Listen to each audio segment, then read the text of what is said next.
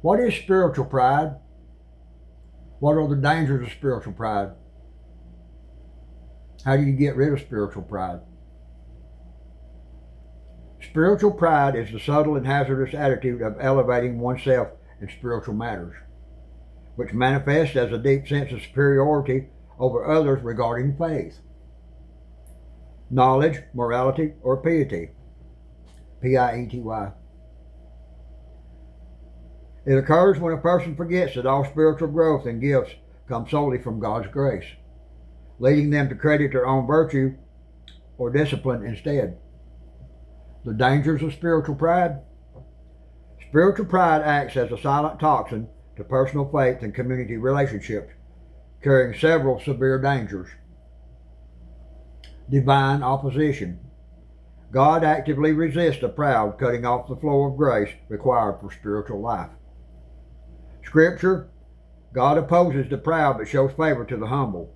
James chapter 4 verse 6. Spiritual blindness. It creates a massive blind spot, causing individuals to obsess over the faults of others while remaining completely oblivious to their own errors. Scripture. Why do you look at the speck of sawdust in your brother's eye and pay no attention to the plank in your own eye? Matthew chapter 7 verse 3. Imminent downfall. Trusting in one's own spiritual status creates a false sense of security that inevitably leads to a hard, painful crash. Scripture. Pride goes before destruction, a haughty spirit before a fall. Proverbs 16:18. Hypocrisy and false assurance.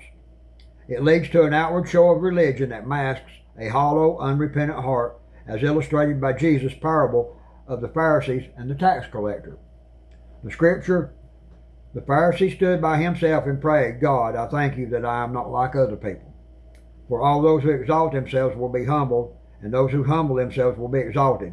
That's Luke chapter 18, verses 11 and 14. Overcoming spiritual pride. Cultivating humility is essential to dismantling spiritual pride.